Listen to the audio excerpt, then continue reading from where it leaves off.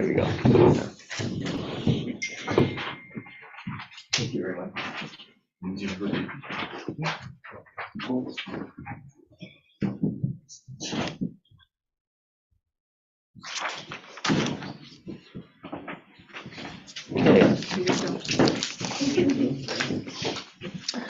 Well, thank you all for being here for the December 12th, 2022 Philomath City Council meeting. Tonight we are here. We're going to have a public hearing regarding a rezone on the corner of Chapel Drive and South 19th Street. We're also going to have a public comment period. We're going to have some presentation. We're going to have a presentation on recognizing our outgoing city councilors.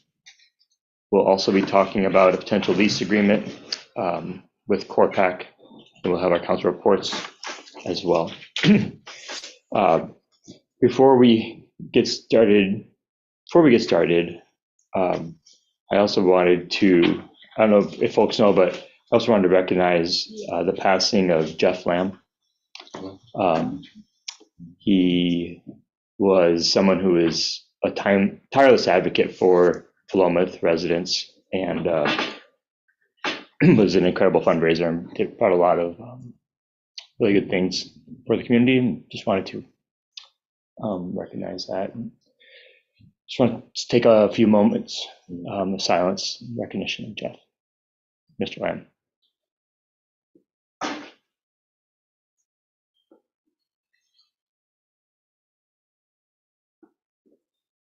Thank you. Ruth, we did a roll call at the beginning of the executive session. Do we need to do a roll call in public? I think it would be appropriate to go ahead and do another one. Let's go ahead and do a roll call. Jessica Andrade. Present. Catherine Bisco. Here. Ruth Causey. Here. Matt Lehman. Here. David Lowe. Here. Teresa Nielsen. Here. Chaz Jones. Here. Well, thank you all for being here tonight. We're first going to get started with a public hearing on PC22-10 Rezoning Application. And I'm just going to reiterate for the public that I have a script that I will be going through because I don't remember it all every time, but there's a number of things that we need to go through. So welcome, citizens. We're going to go ahead and review the case, the PC22-10, and we're going to have a summary provided by staff. And tonight we're going to have first a staff report, then we're going to have public testimony, then we'll have council questions of staff. Council will then deliberate, and then we'll have a final recommendation. For anyone testifying this evening, we ask that you please keep your comments to just 3 minutes. And persons testifying either orally or in writing may request a continuance or request that the record be held open. These requests should be included in your testimony. Keep track of requests Okay, so with that, the public hearing is now open. Does any council wish to declare a potential or actual conflict of interest? Does anyone, are there any objections on jurisdictional grounds?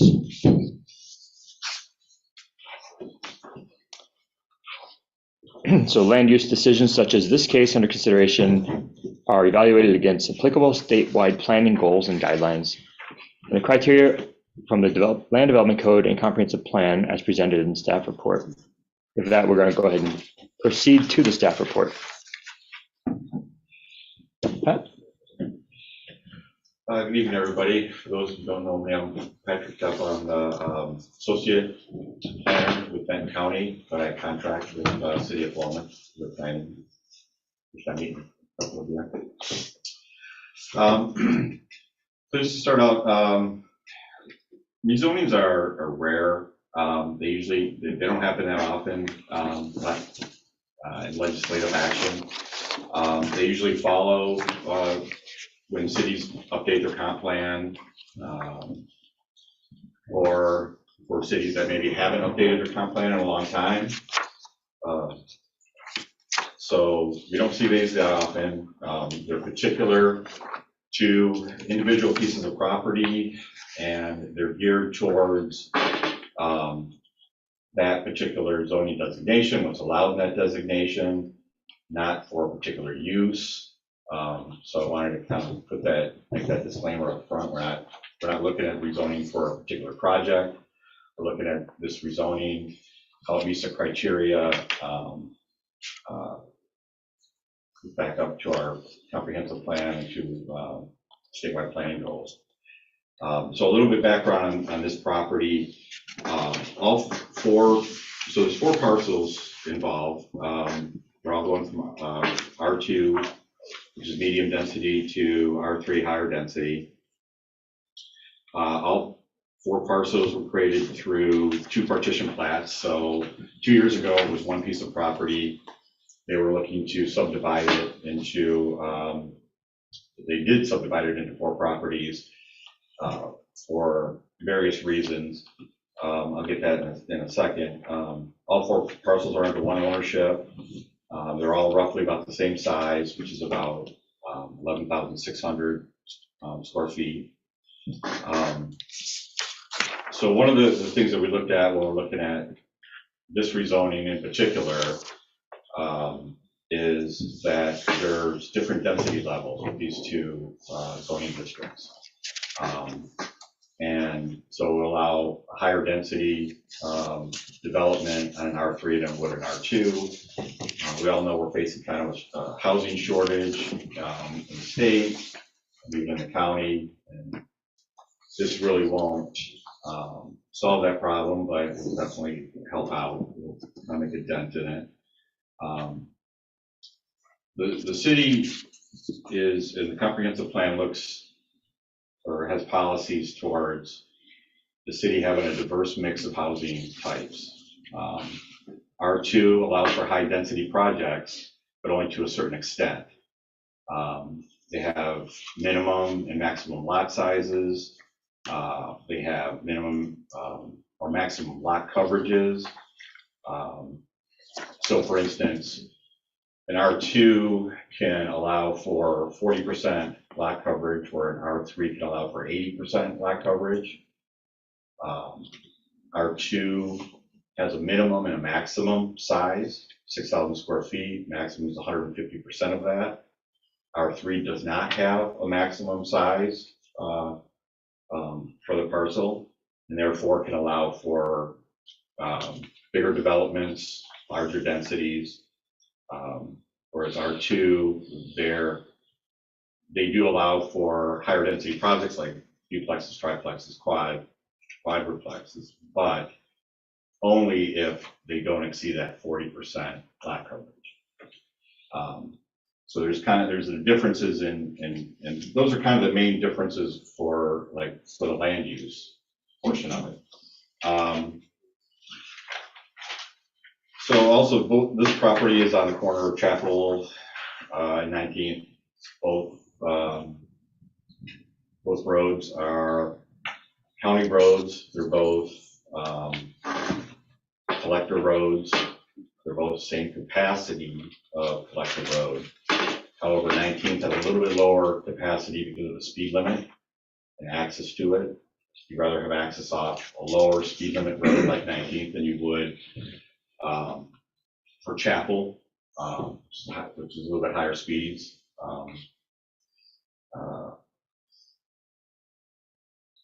And so, and in the higher density projects, like would be allowed in R3, you'd want on a higher capacity road. So these are kind of the ideal roads where you'd want to have that higher capacity or R3 type zoning.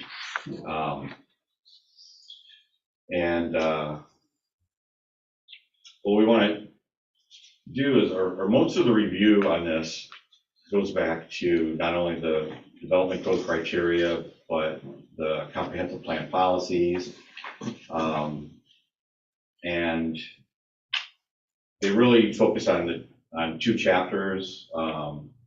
First being housing, second being transportation. So there is, just going through, maybe a little bit step by step in the staff report. We're looking at adverse impacts on adjacent land will be minimal. So again, on R3 and R2, you have certain lot coverage, you get certain densities. However, in this particular case, because the property we're talking about is actually fairly small, it's only an acre, 1.1 acre. So we're talking about a limited amount. The density doesn't increase that much. I mean, it does go from roughly an R2, what they could currently build on it right now would be roughly 12 units, whereas the new, an R3 zoning, a higher density, you could do roughly 20 to 24. So you're talking about almost doubling it. However, you know, in an overall sense, it's not that much when you're talking about larger multifamily type of developments, usually associated with R3. So with I think going from, even though it does seem like it's doubling it, going from 12 to 24, probably doesn't reach that extent where it would have a greater impact if left at 12. You're talking about trips per day, noise from general neighborhood. And we're looking at can the city provide services required as a result of the amendment? And the answer to that is yes, it can. Capacities are there. Capacities out on the street. There is going to be some road improvements on that corner, both the intersection and along Chapel Drive. Chapel Drive is going to get some improvements that are going to be like kind to what you're seeing along the Mill Pond Crossing portion where it intersects with Chapel Road. Same type of expansion of width, stormwater capacity, curb and gutter, bike ped path, that kind of improvements going along there. However, I mean, it's really not, it's not that much of a factor, because if this was to be developed as an R2, it would still get that same type of development. But they are, you know, but there will be increases, you know, in the capacity of that road to handle what the maximum density could be here. So again, getting back to, I think what a lot of the policies that the city just went through and deliberated upon for quite a while and ended up writing policy on was, and it's pretty much in line with everything that the state is looking for nowadays, which is to develop a variety of housing types. R3, you get actually that next step up from what you could develop the property as in comparison to an R2. An R2, you can do duplexes, triplexes, quads, but you can't do the multifamily, you can't do the higher density, you can't do the higher lot coverage. So our R3 kind of does allow you to do that. So that does fall in line with the state's mandate on giving, creating a variety of housing types. The city does right now have a deficiency in high density lands. It's about a 4-to-1 ratio from a medium density to high density. And that's including all of the land inside the UTV, not just the particular zone of land inside the city boundary right now, but that's all of the land. So the goal of maintaining housing mix for development should be looked at to get that extra balance. Right now, a lot of what you see in R2 that's being developed is single family detached homes, and whereas you can't do the higher density projects. mostly because these lots are any of the R2s are already smaller lots, are already subdivided. So this creates a scenario where you can do a little bit higher density. And again, it kind of fits in with capacity of the road and the location. I went already through some of the transportation stuff. Again, it's just, when you're looking at that housing, goal 10, and the statewide planning goals, they look for efficiency measures. They look for taking the land that you have inside your city and trying to maximize the best you can. Create as much capacity as you can. That's basically what efficiency measures are. Just trying to create a little bit more capacity, try to get a balance, try to get some diversity of housing stock. And also something that you hear a lot as far as affordable housing. No housing right now is really affordable, but when you're talking about people that can't buy a house, this is another option if they want to stay within the city of Paloma. And again, having that opportunity to create a little bit more of that balance is needed, not across just Paloma, but across the county in general. So, I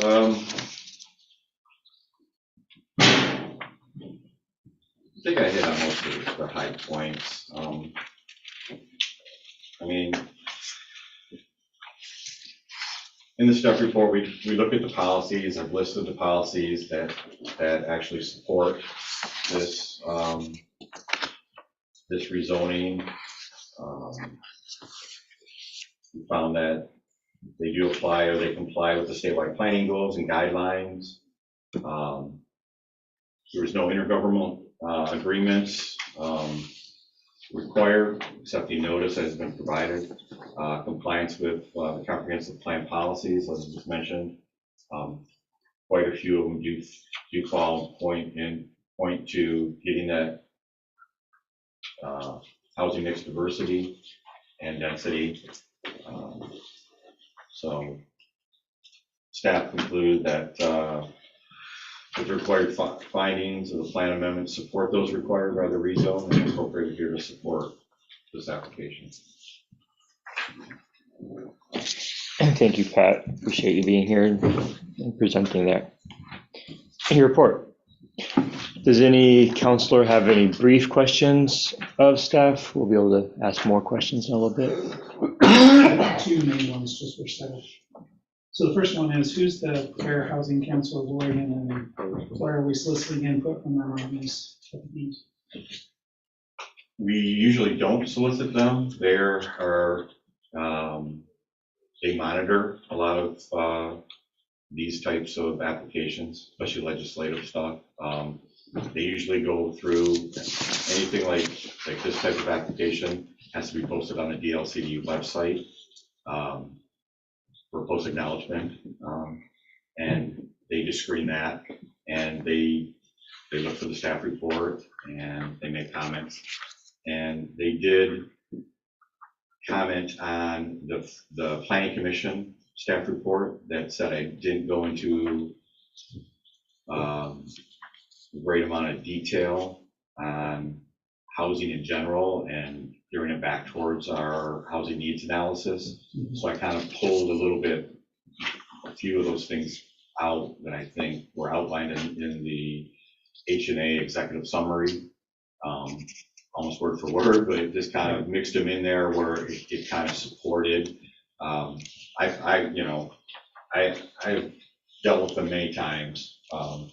They're pretty reasonable. They just like to see a little bit more emphasis. I feel like it suits or makes the case a little bit stronger. They're always in favor of more housing, more diversity of housing. I think that in a way, they're trying to make sure that, we're crossing our T's, dotting our I's, so this doesn't get appealed, and this is kind of done in the right way, and it's a stronger case. So they're really advocates for housing. Okay. And then my second question is, I know we haven't really had a big discussion about it internally yet, but these new carbon-friendly spaces, if we were to designate that as a carbon-friendly area, how would that impact the development capability of that? Would it change like the densities that can be? I know it changes the parking requirements, things like Thank you. that, so I'm just wondering if you have a chance to look at that, or I haven't. It really hasn't intersected that much with what I do on a daily basis. I haven't really delved into the details of that. I'm kind of know what you do about parking and trying to eliminate that. Right. More of a walkable neighborhood type design, but I don't think it leads into any I don't think it leads into LEED, green building code type of stuff. I think that's kind of even more important sometimes to get into that, or reusable materials, but I don't know that much. Yeah, real quick, I could just add a little bit. I can tell you, I've looked at this, and one of the primary standards they're looking at is trying to get 24 units per acre is what they look at. And our current R3 zoning will allow for up to that 24 units per acre. The difference is that they want to set that as the minimum, like you have to develop at 24 units per acre or greater, whereas our current code allows for up to that number. So, you know, in that areas, we roll that out. Again, I know this is kind of new ground for everybody, but as that rolls out, when we do look at those climate friendly areas, what we'll be looking at is probably some code changes in an overlay zone that's going to require a minimum number of units per acre as opposed to a maximum number of units per acre.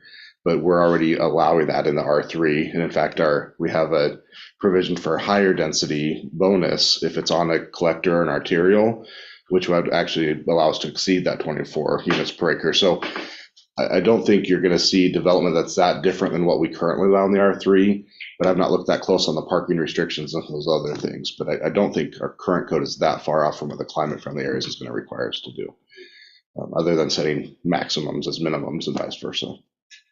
thanks. And Pat, if the lot's been subdivided into 4 lots, can it be a single large unit, or do you have to have independent units on each lot? You have to have independent units on each lot. I'm not sure if, I haven't really had a discussion with if this does go to R3, if they would look at the benefit of combining them back together, then not. But primarily because it was R2, and they do have the minimum and maximum lot sizes, that's why they had subdivided them into 4. They had individual, I believe at the time it was triplexes on each lot. Okay, thank you. Councilor Causey. Yes, I understand that as zoned R2 would allow triplexes or quads. If it's zoned R3, and Chris sort of alluded to this, but what would be the maximum number of units? The builder has indicated a 5plex on each lot. Yeah, if the 20, I think like what Chris said, you know, we allow up to 24, maybe a little bit more, but they would have to combine each, you know, the properties together. To do 24, they would have to combine. Yeah, because I'm not sure, because I haven't really done the map or seen the layout of, you know, R3, 80% max lot coverage, including parking lots and stuff. So I'm not sure exactly how that would fit on there. But they are proposing, again, we're not really looking at this as a development. We're looking at this kind of outside of this particular development. But yeah, they are proposing 20 units. Okay. And if they chose to combine those 4 lots, would they have to go to the planning commission, or is that something? It would just be a consolidation deed. They would just be a kind of a type 1 review, administrative review. Councilor Andrade, I think I saw your hand up. Yeah, I was wondering about the improvements that need to be made, the infrastructure, whether that differs between R2 and R3. Because what it felt like on here was the rationale was like, oh, well, we'll get this bike ped path, but would the bike ped path be there anyway if there's a development? True, yeah, and I kind of said that kind of at the end, that they, if it was to be developed as R2, as it was, or as they've begun to, and even alluded in the comment section, they have already worked out a lot of that engineering on that part of the road, and instead of doing it themselves, and at maybe an awkward time for when the county is planning on doing it, they just worked out their portion of the cost and had already paid the county. But the improvements would be identical. So is that part of the Wonko project then? I don't think so. I think it was just part of the Benton County Roads Master Plan. It was just, it is just on, The CIP? on the TSP. They have a project scheduled from Bellefonte to 19th Street. And it's been on their books for at least a couple of years now. And it's been delayed a couple of summers now, but it's scheduled to take place this summer. Okay. So it'll be street widening and some improvements, primarily bicycle improvements. But in the city, along the middle school, along that stretch, they're actually going to add that bike ped path on the north side as well. So that's just a county project. Okay, and so there's no difference though in the improvements if it were zoned residential R2 or R3, correct? Okay. Thanks. Councilor Bisco, I think I saw your hand up. I think that question's been answered. So let's go ahead and move on to public testimony. We'll now move to public testimony. Before you make your comments, please sign in with your name and address and keep your comments to 3 minutes. Please provide any written materials that you wish to be part of the official record to the recording secretary. And I have. Where do you want people to sit too? Oh. Well, take Pat's spot. Yeah, thanks, Pat. Was it Pat swap? Okay, so I have 5 folks signed up right here. So first we have Peter Cedars. Welcome, and thanks for being here. Yep. Yeah. You may have this in your packet already, but I'll just, it doesn't have copies this time. This one is just for comments. Yeah, Okay. got it. Thank you. And go for about 3 minutes. Okay, I will do my best to keep it super brief. And, yeah. Thanks. Yeah, thank you. Do I need to state my name and address, or you guys got that with the form? Bruce, name and city Name and city. or business. Peter Cedars with MSS Engineering, and we're located in Corvallis. Thank you. Thank you to Pat for covering a lot of the important points there. So I've given you the presentation slides that I went through at the planning commission hearing. I'm going to just hit the highlights of these in the interest of time. So I'll try to flip through these quickly. So on the second page of the packet is our existing conditions map, and really the point there is this is an infill lot, as Pat alluded to, with collectors on both sides and adjacent to R3 and R2 property. I'm sorry, R3 and R1 property. The third page there, really the criteria that that we focused on in preparing our application are the 4 points there demonstrating that it's appropriate, that there's minimal impact, that there's services, and that it's in conformance with the plan's policies. As Pat alluded to, the Plymouth housing policies encourage the development of a diverse mix of housing types.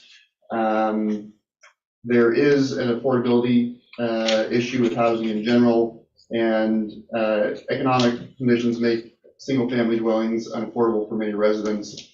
There's 1% of residentially zoned land is available for high-density zoning, which means there's only 2.5% of dwelling unit mix can be high-density units. So that points us to that the other fact this is ideally located for high density, we believe indicates that this is the appropriate zoning for this piece of property. I won't spend a long time on adverse impacts, but there is buffering on the east and south side of this between R1 zone and the EFU zone with the roads there. And it's not atypical of the zoning in the city to have the R3 adjacent to R2 or R1 and R2 property. So we feel that this is consistent from a land use perspective. And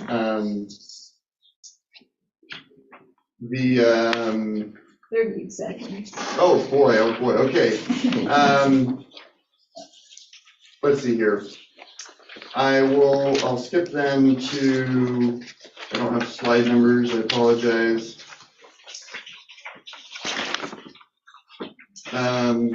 Well, I'll just say that we concur with staff report and the planning commission in finding that this application does meet with all of the relevant decision criteria, and ask you approve this application.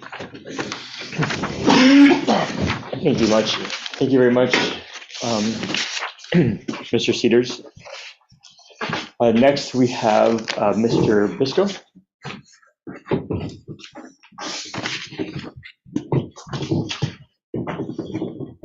Mr. Bisco speaking as a neutral party, a proponent, or an opponent? Says neutral. Robert Bisco, former city resident. My biggest question I have is for the city. So as we have been adding more and more housing, we've taken, the Mill Pond has gone from single family, now is doing multifamily. This is potentially going to be a biplex or up to 24 units. What is the, one of the concerns that I've had and lots of the residents has is our water supply. So we're getting this new water treatment system. It's going to start being done, but what about the supply of the water itself?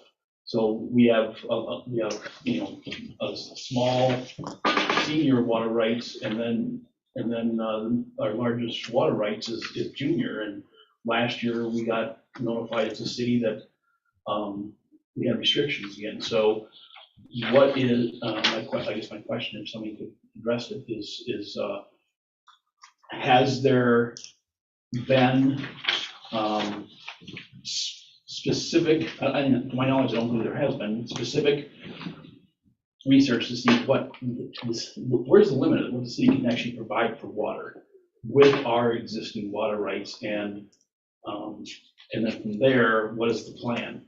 Are we going? I know that the city of Corvallis wants us to restrict or eliminate using the intertie, which is kind of a nice backup, and our water rates are going up for that more that we use it the progressive way. So it's really the water supply.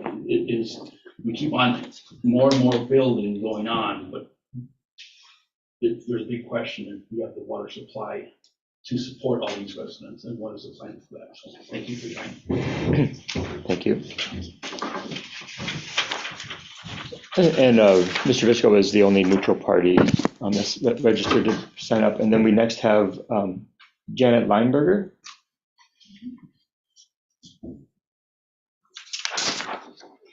I actually have a petition from 50 residents of, should I give that to you? Sure. Or me. Residents who are going to feel extremely impacted if this zoning change goes through, and biplexes are put on each quadrant of that lot. I did a little bit of math, and that's probably 60 to 80 bedrooms in there. There's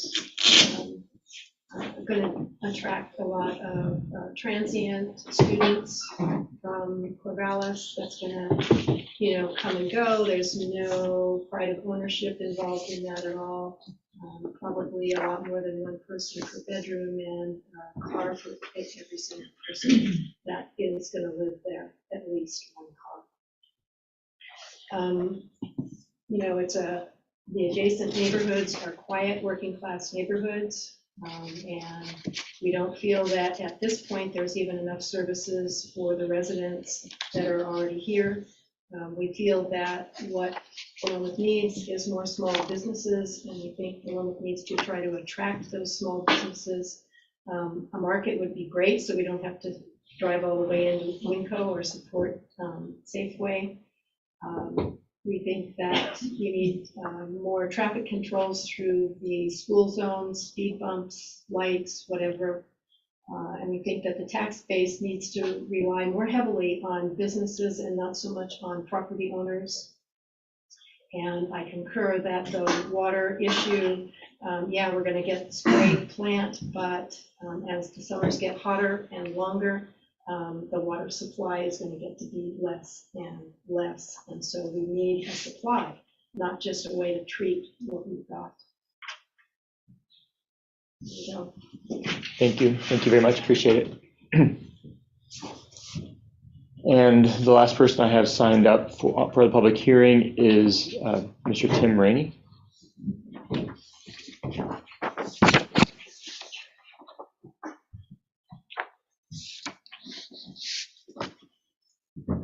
Thank you very much. Thank you. I guess my biggest concern with it right now is the traffic on 19. And we already have, at 3 o'clock in the afternoon, we have parents parking their cars 3 feet into the lane on the east side of the road. And nobody stops that stop sign ever. I mean, they run that stop sign all day long.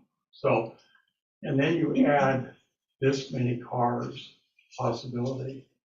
If every one of those, like Ken said, if every one of those rooms has 1 or 2 people in it, and everybody has a car, how many cars a day are going to be driving up down that road, and what's to slow them down? We don't slow them down now on 19th. We've got that blinking sign, but that it's for the honest people, as a reminder, the people that are going to be driving up and down there going to college, they don't care. They don't care. They're going to go as fast as they need to go to get to class because they're running late. So that'd be my concern in this kind of housing and running it right by a school like that. It's just going to create a monster I hope we're ready for. So thank you. Thank you for being here tonight.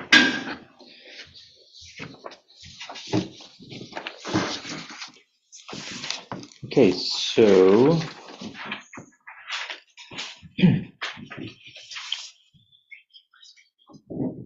Are there any questions? Oh, are there any questions for any of the speakers that the council has for any of the speakers? I would like to know how many people signed the petition that was submitted. Sure. And while the city recorder's counting those up, It's a count of 32. 32. I had a question for Ms. Lineberger. So the existing zoning, as you look at the map, next to the parcels, the 4 parcels that we're discussing tonight, the neighboring zoning is a much larger lot that's R3. It's already zoned as R3. It's Which direction are you? Directly to the west. It's a much larger. We have it put up on the city recorder. We have it in the packet. Would you be able to bring that up? or even that big, Easier to the make one with sure the big everybody's orange. talking about the same thing. And it should be the same one that I submitted at Like the this one here. planning commission hearing, if you have that, otherwise I can. It's in the packet. Copy with me, I can. Is it in the packet? It's in the packet, so. It's slide 2 of the presentation. Mr. Brewer, should we just let the applicant present his rebuttal? Well, this is a legislative hearing, so no. You don't really- So my question is, and we'll bring this up, but there's a very large lot that I'm just gonna totally guesstimate that maybe it's 15 times the size of this lot that's neighboring it. And I'm curious to know if there's, we're anticipating that that will be a much higher density housing right next door to this spot. I'm wondering what the real impact would be for this one when you're adding it into that one. Pat, do you know the size of the existing R3 lot or zone? The Middle Pond crossing? Yeah. Right, yeah, there, yeah, Acres? No, we just be guessing. okay. Probably 10, 12, 15 acres, looks like. Yeah, the subject property we're talking about tonight is 1.1. Right. So, yeah. So I was wondering what your thoughts are on the fact that that one's already zoned R3 and.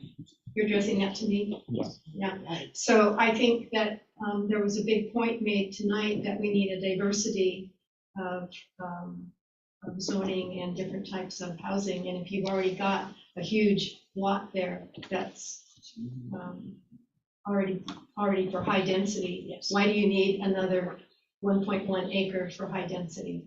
And it doesn't make sense to me at all. And the speakers tonight have been talking like it's already a done deal. And that makes me wonder why we're having a public hearing, because the whole push tonight has been like it's going to happen. And I definitely, that is definitely not the case. That's why we're here tonight, to have that conversation.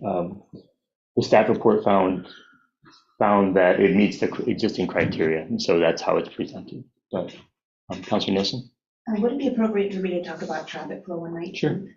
We've had a lot of discussions about 19th and the traffic flow issues there with the Clemens primary and the speed on that, and also talked about the intersection of 19th and Applegate and how we have difficulties there. And the trip generation section of this shows a difference of 81 additional trips going from an R2 to an R3. And that, taking into account also the number of individuals living in a 5-plex type of facility, makes me wonder how that 81 trip difference was calculated, but also gives me concern on what does that mean for the students attending Clemens and the residents on 19th, when we already currently have traffic flow concerns. So do we want to even more increase that density and traffic flow on the street that we're already concerned with, without having maybe made the necessary adjustments to mediate that problem? So that's some concerns there. Right. And was that question directed towards any of our speakers? So first, can that 81, the trip difference from an R2 to an R3, could that be explained how that's calculated? It's on page 4 of 7.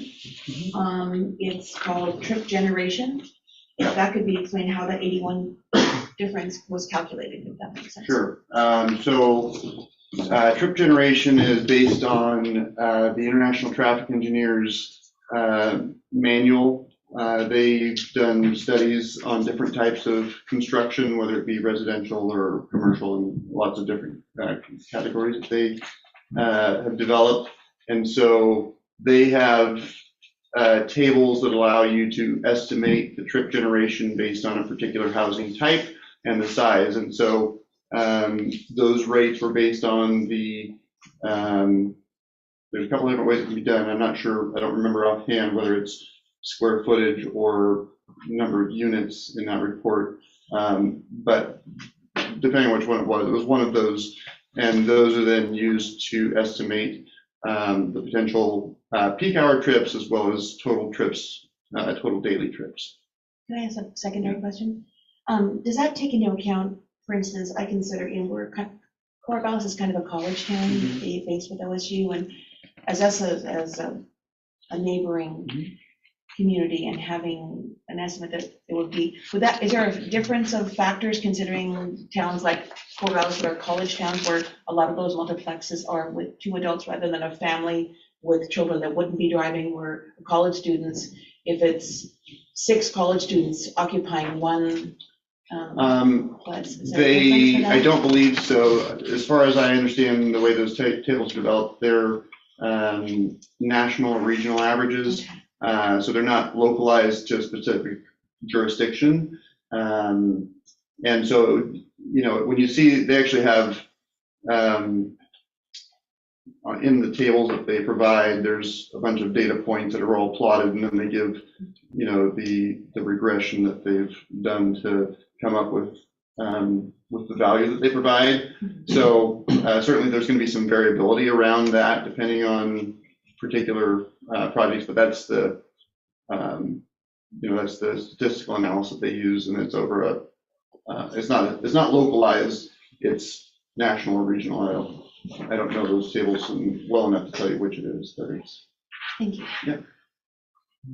Can I follow up on that too? Because I was looking at the table and it was very confusing because it says the daily rate and it says trips per room 6.74, and then if you take that and times it by the 12, you get the 81 trips difference. But it seems to me like if you're going from 12 units to 24 units and there's 2, 3, or 4 bedrooms in each one, that you're actually increasing the number of rooms substantially more than the number of units. And if we're calculating trips per room as opposed to trips per unit, that's significantly different. And so I was confused by it says trips per room, but then in the calculations, it looks like it's trips per unit, not per room. I don't remember, I don't have the report handy, and I don't remember the analysis well enough offhand to speak to that for sure. It's possible the room is a typo, but I'm not, I don't want to say that. That's what I wanted to clarify. If it should be trips per unit, then that's potentially, and I'd be happy to review that and provide follow-up testimony in that regard, but I wouldn't want to speak definitively offhand. Thanks. Any other questions of any other speakers? Councilor Bisco? I don't have any questions, but I did want to comment to Councilor Nielsen's point about traffic. Well, more than we've got some traffic conversations here. This is not atypical in that we have a land use application that does not provide an aggregate of traffic impact. And I know in past public testimony and also with the Mill Pond major modification, we've seen increasing pressures of additional housing in this region already.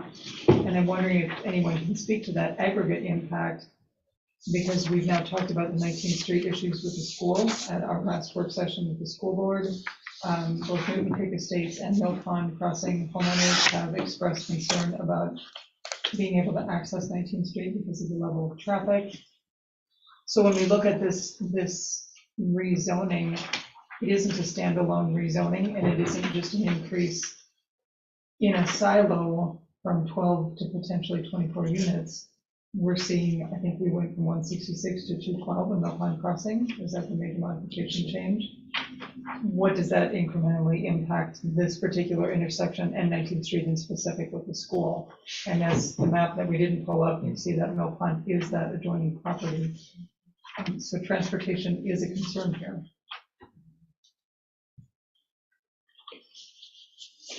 And who provided the traffic impact assessment letter that was dated October 7th? We did. So is that, was that a question directly? No, I was just wondering. I was just wondering. I didn't know if feedback at all.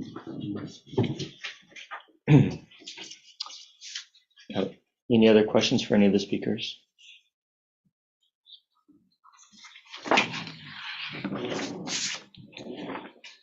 So I think he was asking if you wanted feedback on the aggregate Oh. stuff. Yeah, did you want to respond? If I can, yes. Oh, yeah, please go ahead.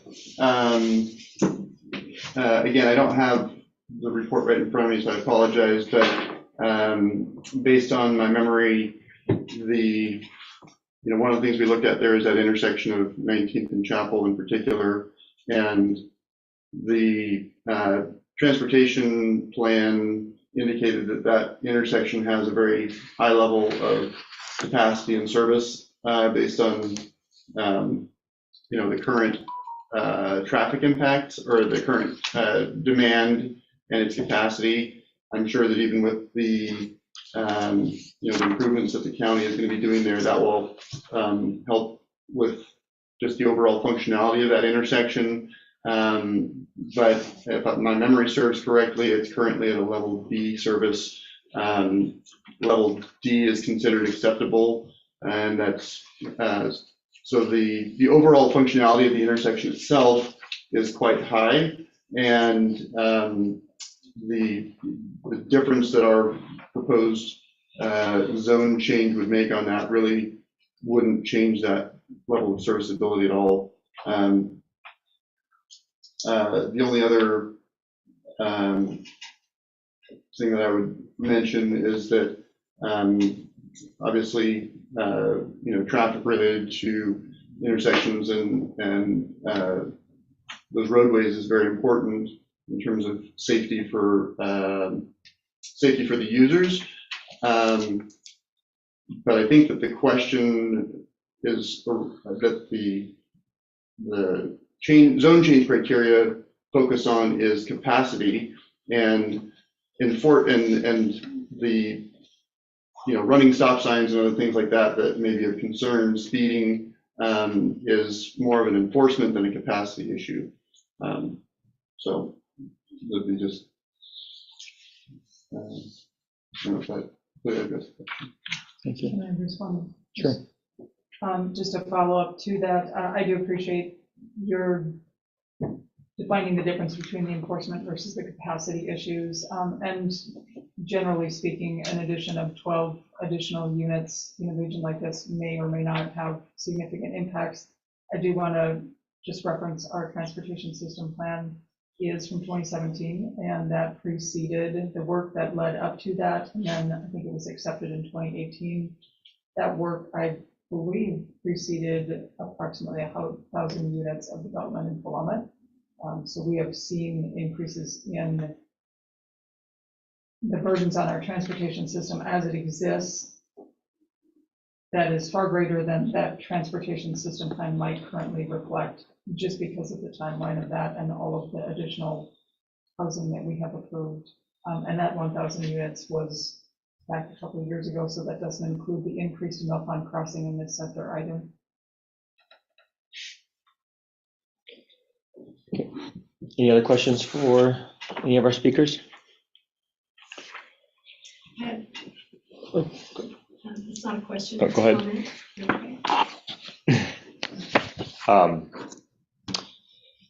So, and I'm sorry, is your comment brief?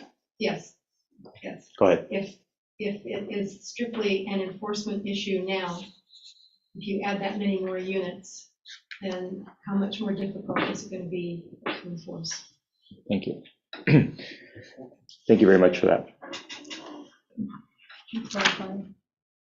Just a point of clarification. So this application is specific to a zone change. With any development that will occur here, we will see that come before the Planning Commission for a public hearing at that time. Not necessarily. Yeah. So this is, we are approving though tonight the zone change application. We have the option to. The development, would that come before the council then? Actual development. Once if it meets the zoning requirements, it would not come before the council and go straight to the Planning Commission. or straight to building permit. Oh, yeah. Yeah, you'd see it if they were looking for a variance or, something outside of what was allowed within that land use zone. If it complies with the land use zoning, it's a type 2 just a review. And just another point of clarification, if we're using 6.74 trips per day per, I think we decided unit, not room, times an additional 50, give or take, units at Mill Pond Crossing, that is adding an additional 300 trips, give or take, without an engineer putting a pen behind it or any other, just looking at the raw numbers. We have already given approval for that kind of impact for this intersection. So we are talking a cumulative of 380 potential trips per day over the last 12 months in this set of intersections. I guess the quick response to that would be that land use approval that changed that zoning from industrial to R3. The analysis of that actually showed that it was a reduction of traffic at that intersection and throughout that area because industrial traffic is much higher than what residential traffic creates. And so that analysis at the time was by going from industrial to residential to R3, we would actually see a reduction of traffic impact. So if we're going to refer back to the transportation master plan, we're actually not going the other direction. We've still got some room to go there. And I don't have those numbers, I'm not going to pin them, but that was the analysis that was done at the time that zone change was approved. And I was talking real-time approvals, not analysis, over the last 12 months. Right. You just referred back to the master plan, that there was an increase since that master plan study was done. My point was we've actually seen a decrease in the actual what's been approved from when the master plan was done.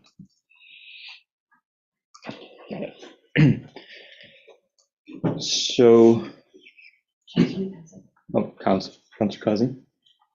Just a point of clarification, I think this is what Councilor Fisco is alluding to, that the traffic impact plans compare increased numbers relative to what's occurring today. Is that correct? Right. Well, relative to the current approved use of the property, Okay. the current approved zoning. But to Councilor Fisco's point, it doesn't project additional traffic from the build out of Mill Pond Cross. It is, yeah, our comparison was specific to the differences for the property that we're proposing the zone change on, not surrounding properties, correct? Okay, thank you.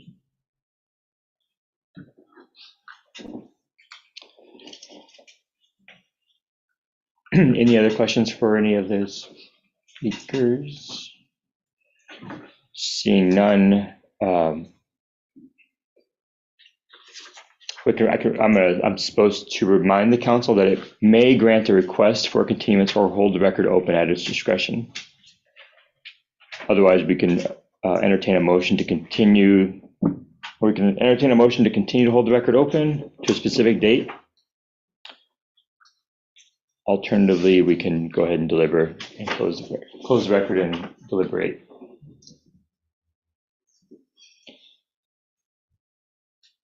So seeing no motion to hold the record open, we can go ahead and have deliberations. So with that, we actually schedule the deliberations? We do that So now? you can do it now, or you can decide you're going to hold. If you're going to hold deliberations on a different date, then it seems like you had some pieces of information that people were asking for, and you could hold the record open so that you could get those. So I think you kind of decide as a body: are you going to deliberate tonight and make a decision?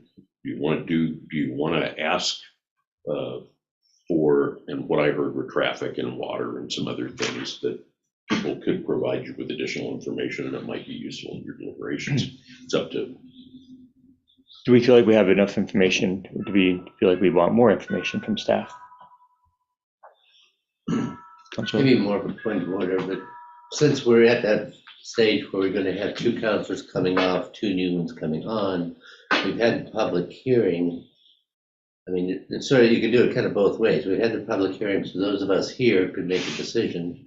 On the other hand, we've got a new council coming in, maybe with postponing and asking for additional information. I mean, really clarifying, is it rooms or units? It makes a big difference there. Bring it back to the new council. I don't know if you have another public hearing or not. But Now, what you do is the council members who are not on the council right now would either review the recording or review the minutes. And if they don't do that, then they can abstain because they're not qualified to make a decision. And one of them is in the room right now. No, I do see her. Councilor Bisco, I saw your hand. Is a motion required to hold the record open? Yes. Okay, then I move that we hold the record open until the first January council meeting to allow for additional information on both transportation and water and any additional public testimony. So we have a motion made by Councilor Bisco and seconded by Councilor Andrade. I have a question. Do we, is there any reason that we should specify the first council meeting, or is there anything that may cause us to not want to do it that very first council meeting? The first council meeting's pretty full. We do a lot of agenda or a lot of committee assignments and other things, but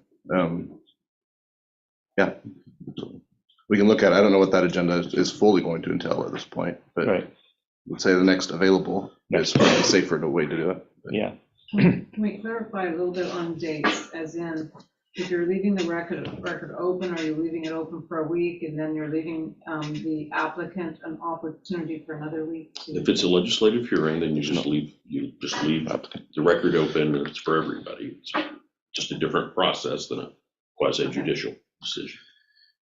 Just want to clarify that, what the deadline is for testimony prior to that meeting date. So before we look at dates too closely, my question would be, what specific additional transportation information does the county want to see in order to make a decision? Council. I said county. Does the council the council want The to body. see? Yeah. Yeah, what other information would you want specifically? I mean, I'm looking at Clarification of rooms versus, traffic unit? counts, and I'm looking at peak in and peak out, which the trips per day I get, but anecdotally, I drive up and down 19th Street often throughout the day, and I never see another car there. So number of trips per day is really a little less relevant than what we see and what we feel is during those peak hours in the morning and in the afternoon. And the chart that was done here shows a difference of, 5 vehicles in the morning and 6 vehicles in the evening. So I don't know that staff's going to provide you any more detailed information than that. I guess the only thing I would add now is we do have within our development code requirements if a certain size development comes in and there are certain trip counts available, we do require them to do a traffic needs analysis, which looks at the neighboring properties. It looks at current capacity, current load, also future load and future capacities. But that's not required on smaller developments. That's only required on large developments. I don't know what's going to be proposed for this, but based on the size of it, I can almost assure you that whatever development goes in here, we're not going to require a traffic impact analysis for any development that goes on the site because it's so small. It's going to be pretty irrelevant. Again, I drive up and down 19th Street all the time, so I'm not. I know what I'm saying isn't popular, but what I'm saying is the impact is going to be small enough that our own code doesn't require a traffic impact analysis. It's going to be a pretty minimal number of cars that are impacted. And 19th Street is a collector. And again, I don't know the numbers. We could have pulled all those numbers. If it was a larger development, we probably would have pulled those numbers. But I can tell you that the trips generated AM and PM are so small compared to the total capacity what that street's built for. If it's functioning at level B, and I haven't researched this, I'm going off of the testimony that was provided. If it's functioning at level B at 19th and Chapel now, that's a great rating. I mean, again. What do you mean by level B? So traffic systems are rated A, B, C, D on down, and the lower the amount of capacity or the greater capacity they have, the greater functionality they have, the higher the rating. And in Oregon, you can get down to a level D and still be considered functional, it's still functioning, right? It may not be optimal. So it's not the ideal scenario. It's definitely not something we want to work towards, is everybody, let's get to a level D everywhere. But what we've heard tonight is it's functioning at a level B, and we're talking about adding 4 to 6 vehicles in peak hours to a, 19th and Chapel. I realize we're not talking about further north on 19th Street, but I'm just trying to put perspective into what additional information staff can provide you that's here. I just think this is pretty minimal traffic impact, and I don't know that I can add a whole lot of information to there. It's helpful. Councilor Bisco. So I would like to request, as part of this, ask an aggregate set of traffic impacts. Doesn't have to be, we don't have to require a traffic analysis in this space, but it wouldn't be hard, I wouldn't think, to provide just a general range of the traffic impact if Mill Pond is built out to the extent that it is planned to be. Certainly we have 32 or 50 petition signatures, whichever it is, that have expressed concerns, including transportation. And we spent an entire work session on the school district and South 19th Street and traffic impacts, so much to the extent that we were talking about limiting truck traffic on that street. So there are safety concerns here well beyond just the addition of these additional units that we're talking about, and potentially 80 trips per day. And I would say that while Mr. Brookman may represent a certain drive time at a certain time of day for a certain period of minutes, that certainly is not reflective of the whole cross-section of Willamette. And so that maybe would be best if we use that as our conclusive evidence of how much traffic is or is not on 19th. We've got other evidence that there are safety issues and traffic concerns there. So it's just to ask for an aggregate report of sorts of what kind of traffic impacts we can expect to see and how they may relate to the school issues that we have with picking up students, which we've already acknowledged as a priority issue, and one of which deserves closer evaluation. And Chris, does that data exist? Is that something we have? I can go back to the subdivision approval of the pond crossing. I believe we did a second look on the major modification, but I don't think that triggered enough of an increase to require a separate transportation impact analysis. So I can definitely go back and look at when Mill Pond Crossing was approved, what was the anticipated increase in traffic for Chapel and 19th Street. Yeah. That data is probably available. Councilor Andretti. Speaking of Mill Pond Crossing, I don't know if this is a question that can be asked, but considering that it is adjacent and potential contamination concerns, is there a way to request that environmental impact gets looked at sooner rather than later? You can't condition it with this. Okay. I think that's the kind of shorthand. And So it comes later, in other words. Okay, thank you. regarding the water issue, we have the studies that have all been done that show we have water. It's been a while since we looked at it and brought it back. What study is that? We had one, a pretty comprehensive one done when the Lupton development came in. So the water system master plan does not show that we have a reliable source of water, and it's all in that report. It's 256 pages of it. Yeah, actually, I remember I did a deep dive into that report at that time, and I remember seeing something different than that. I'd like to see that when you're suggesting that we do have the water, because I don't recall that in that report. I was just reviewing some of that information. So staff can bring the numbers. I think we've had West Tech Engineering do that on the last several larger developments that have come in. Yeah, Boulevard came in. Well, that's kind of ancient, but we did Boulevard. We did Letman project. I believe we would have done an analysis. Just put it into the record for this, so that seems like a good thing to have. so yeah, we can pull that out and bring that back to the council. Yes. Yeah. Yep. I'm just thinking Sure. of, yeah.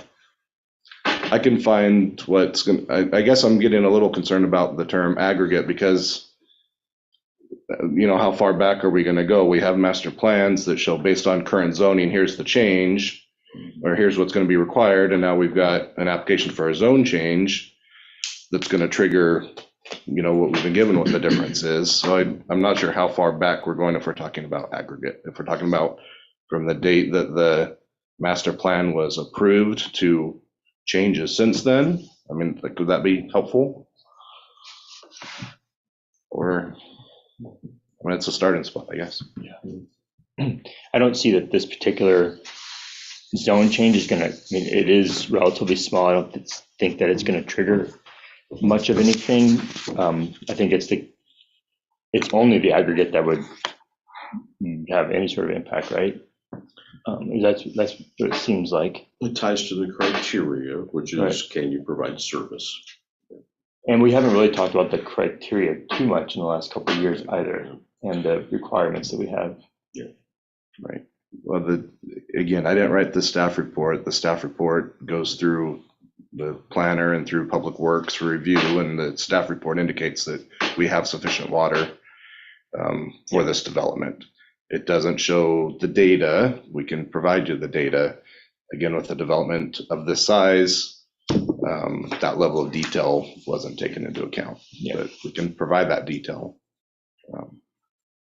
I do think the fact remains, as an educator working at the middle school and driving up peak hours out of those 19 to go back to my home on the eastern part of Philomath, I think we all have a different point of reference of our experience, life experience on 19 and what that would mean as additional cars, whether it's 80 additional trips, or whether it's based on if it's student population that costs more than that.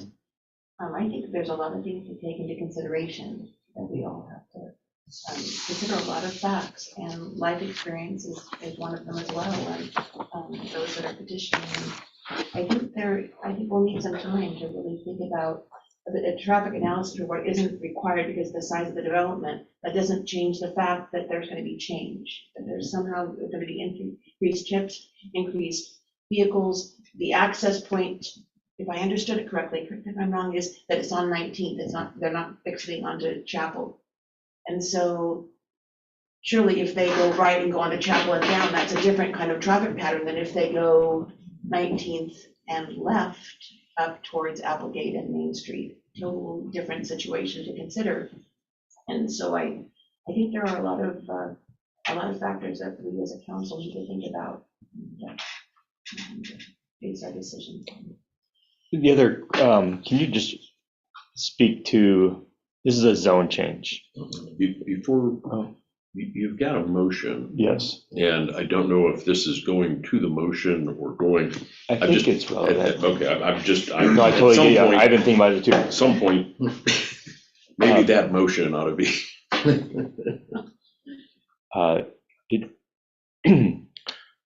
The question I was gonna have, so regarding the zone change, do we need to, the city's not obligated to make it. If it meets the criteria, are we obligated to meet it or not? Can you just clarify that? So this is legislative. So there's some, there's findings in the staff report. The current findings in the staff report conclude that it meets the criteria. If the council doesn't agree with one of the findings, then what you do is you would change one of the findings in the staff report. Okay. So if we weren't, if the council wasn't satisfied with the traffic impact, the adverse traffic impact, then it would change that finding to conclude that the traffic impact with the zone change would not be acceptable to the city, and therefore they would deny the application. Or you would look for some type of way to mitigate that or offset it or otherwise. But that's what you look to do is change one of the findings based on what's been discussed, what's been discovered. Okay.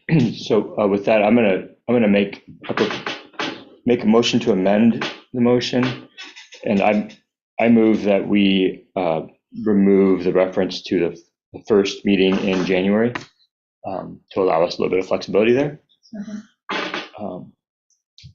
But otherwise, yeah.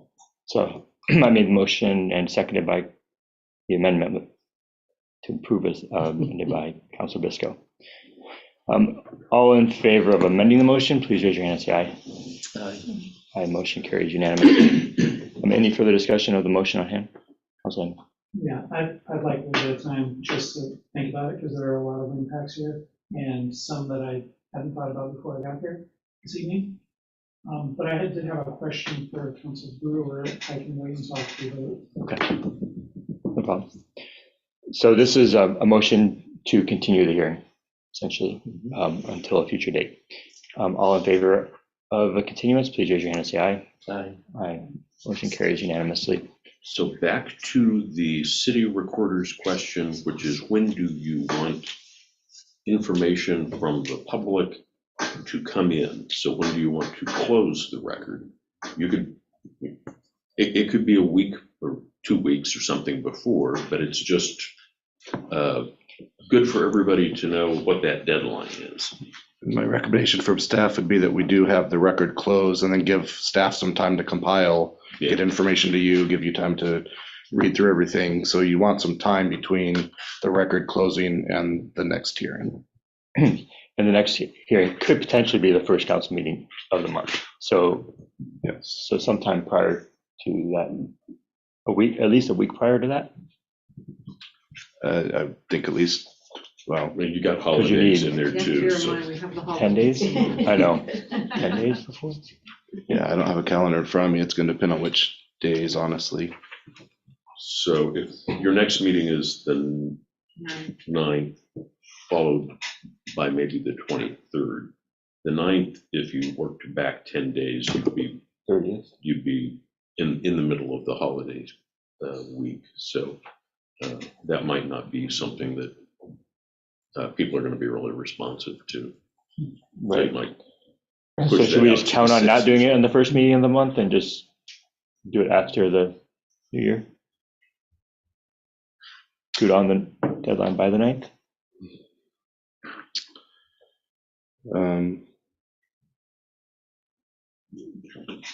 Yeah, I think if we left the record open through the 9th, and then we can work with the council on when that future meeting would be, 23rd or 30th. We were trying to pencil in a joint meeting of the city council and the planning commission on either the 23rd or the 30th as well in January, so maybe that could be in combination. Okay. That's the meeting. We'll figure that out. So is y'all consensus 9th sound good? Cool. All right, let's leave it open till the 9th. May I ask a procedural question from Mr. Brewer? Yes. So has this actually continued the public hearing, or is the public hearing closed and it's simply submission of additional written? The motion is to have the public hearing continue.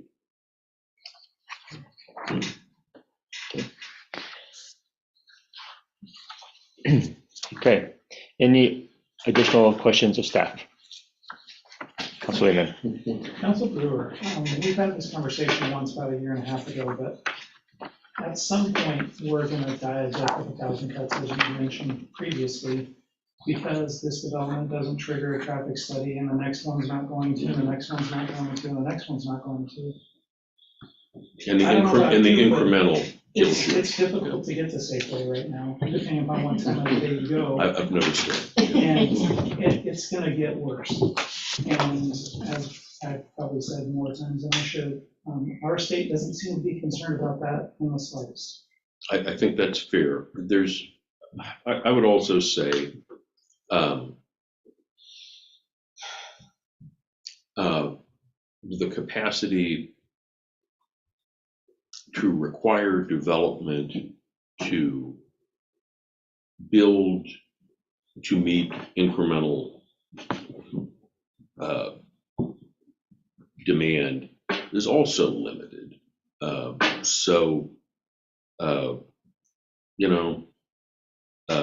There's a really good grants pass case where instead of a subdivision, it's a series partition of 3 lots,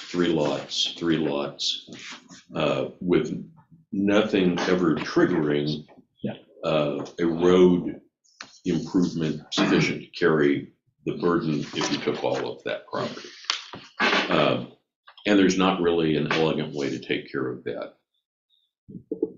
So is there a point where we can draw a line in the sand as a city council and say, unless the state increases the capacity of the transportation system for Philomath, we're not going to allow any more development? There is a state law that allows a moratorium on development. What it requires is something a little different, which is you've got to come up with a plan for how you're going to address the deficiency. And I think there's 180 days to adopt that plan. So once you've identified, yeah, I've got a facility, it's not sufficient to meet the development demand, you can then have a pause on development. By the way, there's a consequence for applications that are filed under the standards that are already in place through the moratorium period. So it really doesn't accomplish what you might think it would, but it does give a pause and allows people to plan around those deficiencies. So basically, you're saying there's not any legal way we can keep people from continuing to build houses here, but not increase the ability for people to get out of here to go to the doctor, to get groceries, to see a movie, to go to a concert, or just leave town? I think that is a challenge. Great, Councilor Causey. I'd like to speak to this briefly as a liaison to the Planning Commission. When this was reviewed by that commission, there were 2 commissioners who were opposed to it. And the stated opposition of one commissioner was that they felt this should be driven by the city's decisions with respect to zoning, rather than driven by the application of one developer. Now, with respect to the issue you raised of a death by 1,000 cuts, if we as a city decide where our R3 zones are going to be, and theoretically have some idea of how those will impact future traffic when they're built on, it does give us more control than having piecemeal developers come in and want to build more R3 houses. Sure, I agree with that 100%. So it sounds like we have a plan for moving forward, leaving the public record open.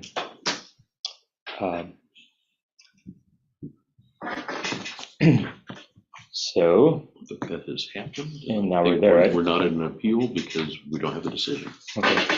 So with that, we can go ahead and move on to the next topic. But first, we're going to go ahead and take a 5-minute break. We'll come back at 8:30.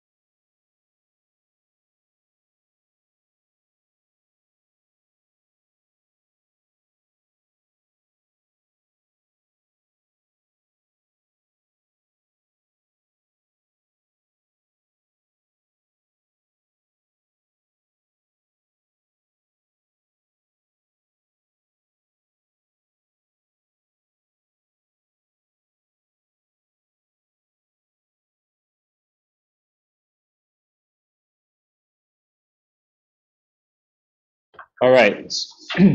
So next on the agenda is our public comment. And we have two folks registered, or plus we have folks online, right? Yes, we do. We have Rex and Christy Coxey online. Sure. So let's first go to Peggy Yoder. And Peggy, I know you've heard this before, but yeah, a couple times.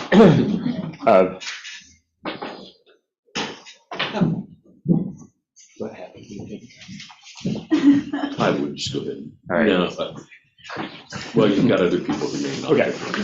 So, no, I don't. I looked out like this now. Oh, no, you're right. So this time is intended for individuals to speak and for counsel to listen. Members of the council will not discuss topics or make decisions during this time, but may take comments or requests under advisement, assign topics to a future council meeting or a standing committee agenda, or request staff to take an action. Comments about a topic scheduled for a public hearing should be given during the public hearing, not during visitors and comments. Testimony time is limited to 3 minutes per speaker. A 30-second warning will be provided. Speakers should provide their name and city of residence. Providing the council with a written copy of your comments prior to or during the meeting is greatly appreciated. Those who attend public meetings are required to adhere to the council's rules and proceedings and observe the same standards of decorum as members of the council. Further, at the discretion of the presiding officer, members of the public who fail to observe these rules and procedure will be asked to discontinue speaking and will not be allowed to speak for the remainder of the meeting. With that, Peggy, thank you so much for being here, and you go ahead and start. Peggy Yoder, Philomath. This is regarding the title topic lease agreement on page 66 of your packet, agenda item 501. So you have it, I'm just going to read it along with you. At the June 14th, 2021 meeting, the city council was told by Chris Workman that the property on 14th and Main was purchased for a parking lot, and that city staff had received offers to disassemble and remove the car wash structure at no cost to the city. Using this information, the city council voted 4-3 to declare the structure as surplus. On the June 23, 2021, at the Streetscape Design Review Committee meeting, it was brought up that there was a possibility that the property may be used as a gathering place instead of a parking lot. I contacted Chris Workman the next day, expressing my optimism that the destruction of the car wash could now be revisited. He responded the site would be better off without it. The land where it sits was purchased with the knowledge of underground tanks, and we were told that grants would aid in the cost of the cleanup. The list of pros and cons provided to you this evening deserves very close attention. There are many citizens who value the history of this structure. I've been told that it was brought from over at the coast on 2 flatbed trucks in the 1940s. I've heard stories from community members how they went there to wash their cars, especially the ones, and this is true, especially the ones that they wish they never would have sold. And I've heard how it would close after the mud flat races because the mud would clog up the drains. With its sawtooth roofline, it was around when Philomath really was a timber town. I ask that the council deny this request or table their decision regarding removing this unique structure. If the future decision is made in favor of the property to be used for people instead of cars, a shaded area would be desirable, and any new structure would not have the history or uniqueness that this structure has. Thank you. Thank you, Peggy. Appreciate it. And then next we have Ms. Amanda Fritz.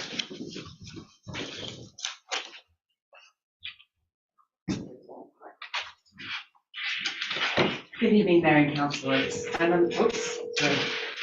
Amanda Fritz. I'm from Portland. I was served on the Portland City Council for 12 years, and I'm calling my friend who wants to also speak to the council.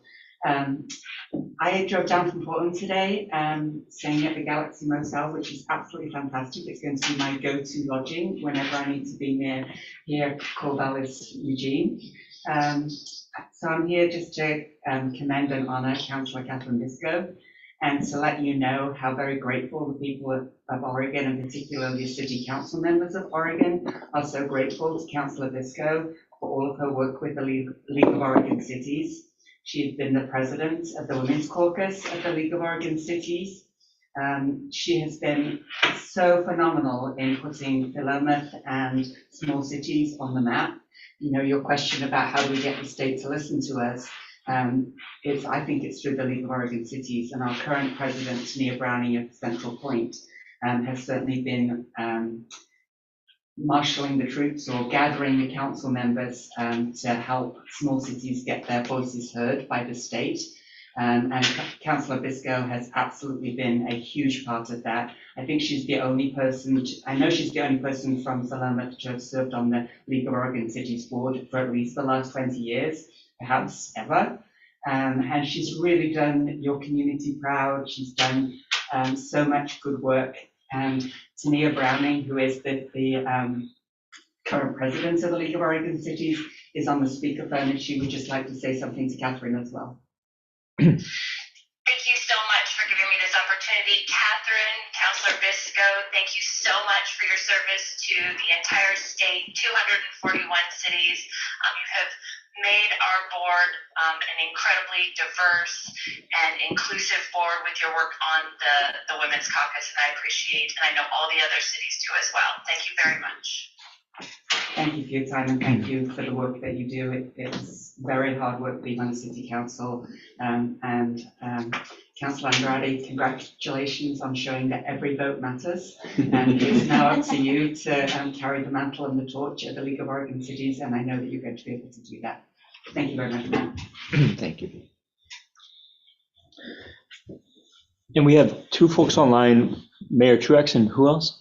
We have Christy Cockey and Pete Truex. Yep. So can we get Ms. Cockey? Yes, thank you. Thank you, Mayor Jones and members of the council for your time tonight.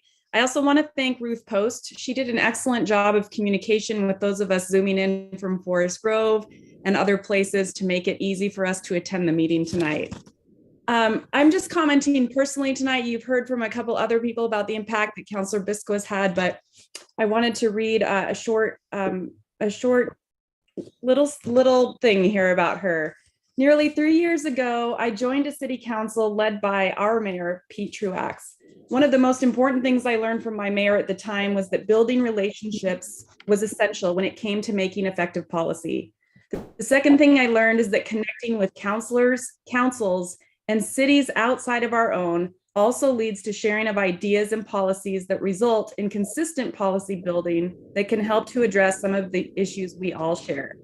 The third most important thing I did and was honored to do was join the executive board of the first in a century League of Oregon Cities Women's Caucus, led by Philomath City Councilor Catherine Biscoe. While this board consists of women from around the state who are all highly effective leaders, I have rarely in my career been around a person more suited for leadership and collaboration than President Biscoe. She has championed the work being done in Philomath, as well as highlighting and engaging with counselors across the state to talk about issues like affordable housing, homelessness, and equity and representation. She represents what a strong and effective leader looks like, willing to talk about the things that challenge us all to do better and celebrating the work we're all doing on a daily basis. Her quiet yet sure-footed leadership style managed to move us forward to shared visions and goals that serve all Oregonians. The city of Philomath is on the map in a new way because of her advocacy and expertise, and also the voice of Councillor Andrade in the caucus. I am lucky to have learned from her. Our city in Forest Grove has benefited because of her, and I am proud to call her a colleague and a friend. Thank you again for your time and for all of your time and service to the city of all of you on the council. Thank you very much, Ms. Cockey. And next we have Mayor Pete Truex.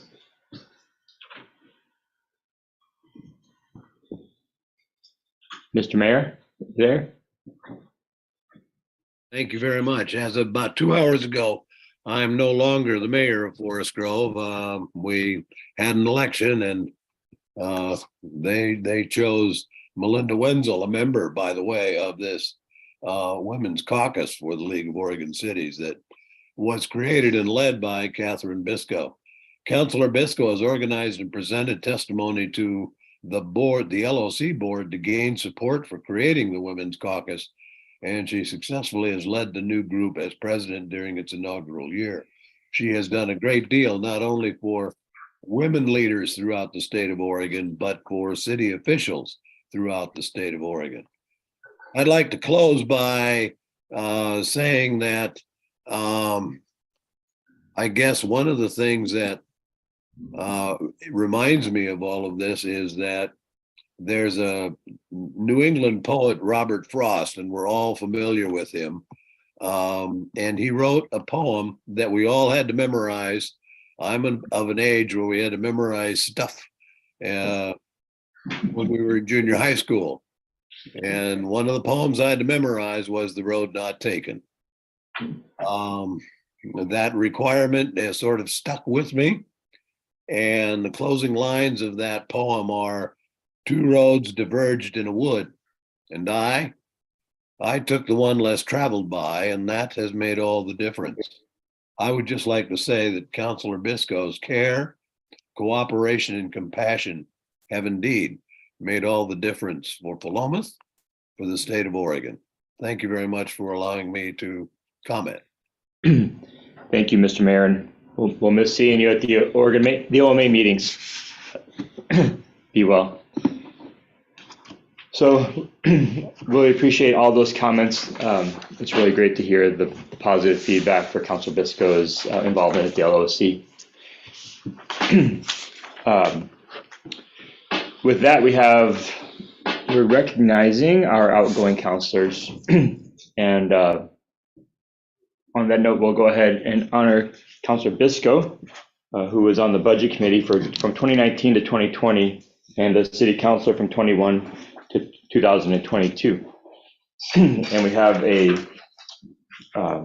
note that was sent by, I think it was Mr. Mayor Truax, and a certificate of appreciation. Councilor Bisco, I'd like to get a photo. Brad, you want to get a photo? Brad, you want to get it? Want to give me the side? I feel like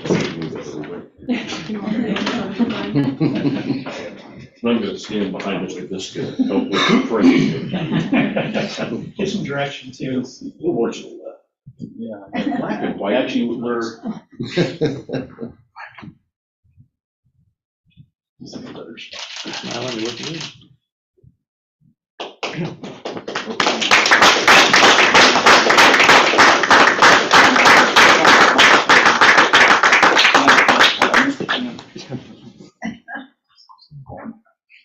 Maybe it's the operator. 1, 2, 3. There you go. And Councilor Lowe, Councilor Lowe serves on the budget committee from 2010 until 2016, and then as city councilor from 2017 to 2022. Really appreciate your efforts and your commitment to the city as well. Thank you, Mayor. Thank you.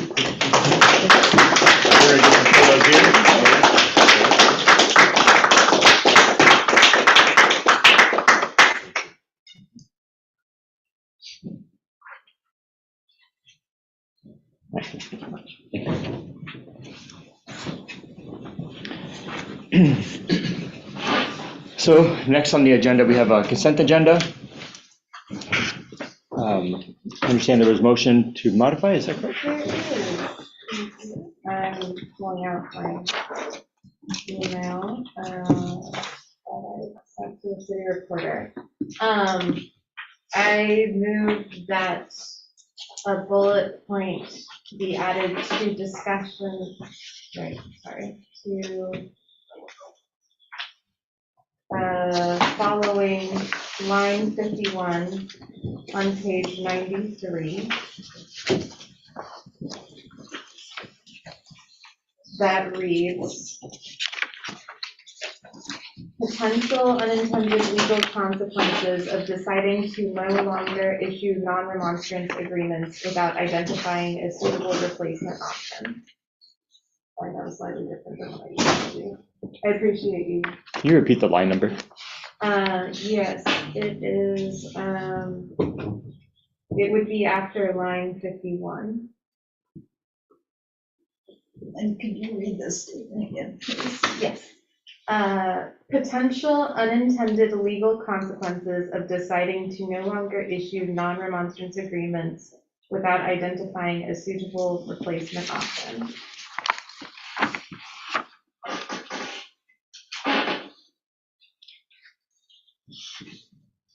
And City Recorder, I think you had provided a comment earlier, and I don't know how relevant it was in the email in response. Was there? My only comment was that line 51 is somewhat similar, but. Yeah. It dealt with the reason for the topic coming to the council in the first place, whereas this one addresses the motion that ended up being made, which was to no longer issue non-remonstrance agreements. And I thought that that was important because it was counsel by our attorney. Thank you. So we have a motion on table. Motion was made by Councilor Andrade, seconded by Councilor Bisco. Do you want to speak to that motion? Yeah, just basically what I just said, which was that I thought it was important since Council Brewer had given us that counsel.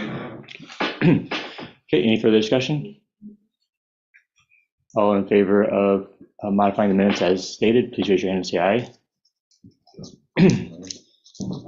All against, please raise your hand and say nay. Motion carries 6-1.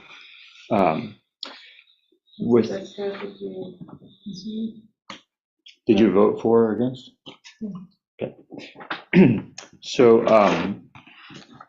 with that, we can now, so then we need to pass the consent agenda.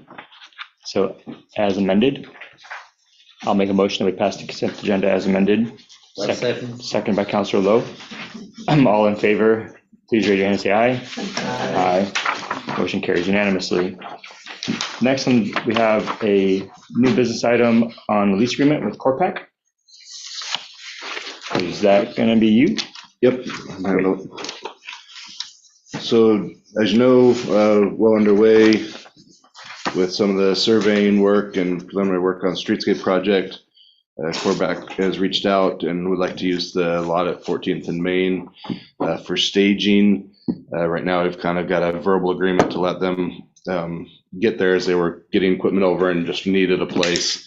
But how do they understand that eventually I would need to come to the city council for a formal lease agreement? CORPAC understands that.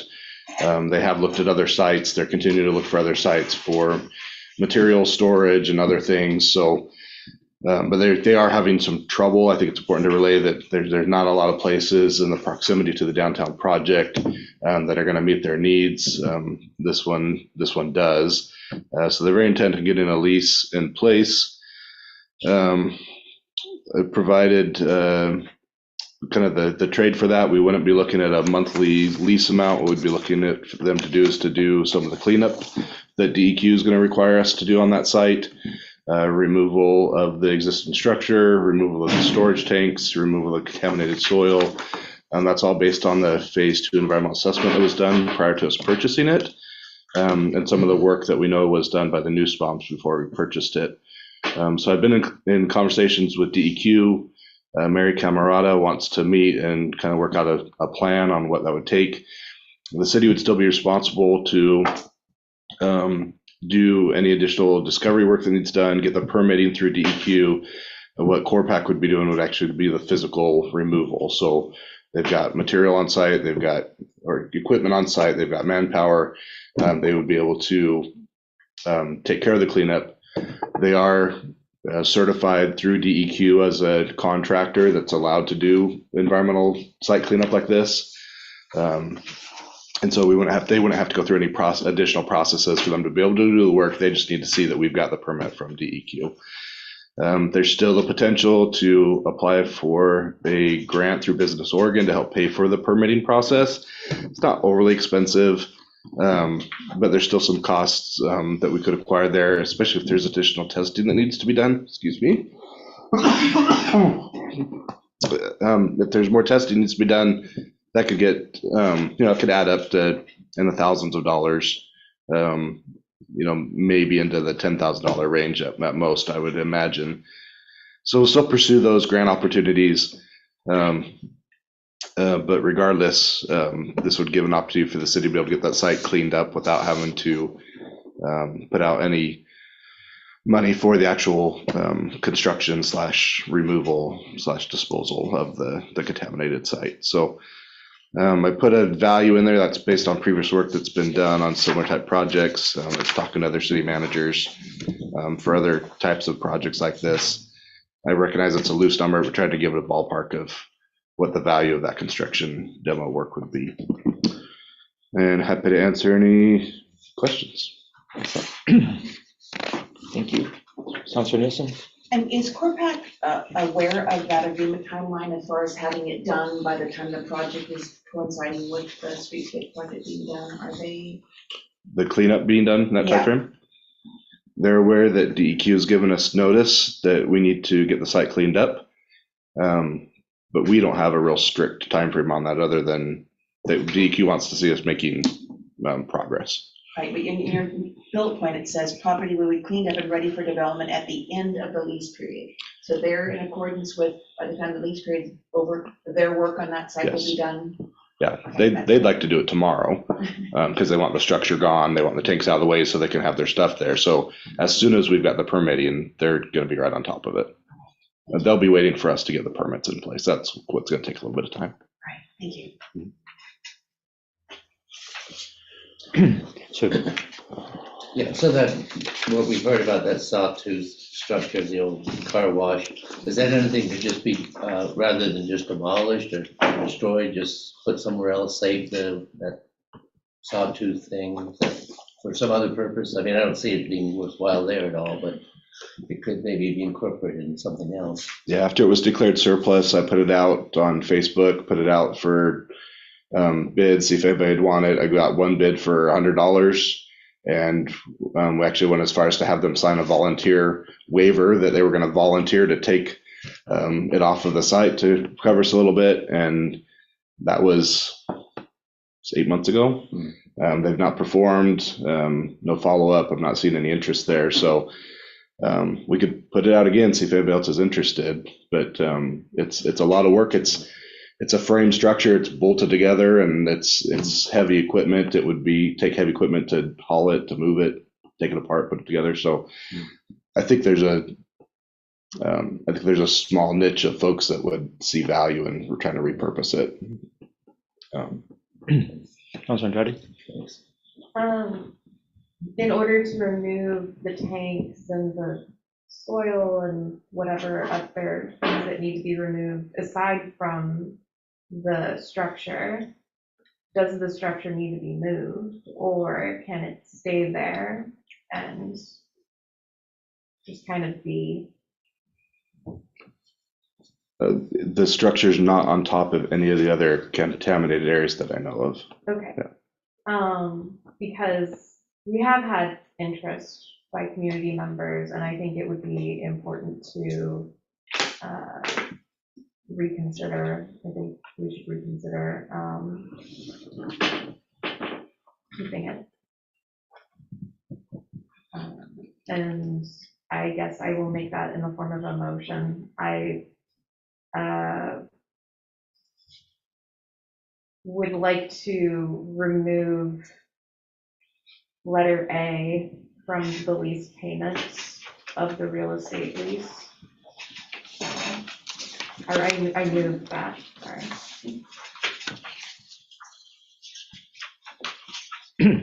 So we have a motion on the table. Yeah. So we have a motion made by Councilor Andrade, seconded by Councilor Fisco. Any further, or do you want to speak to the motion?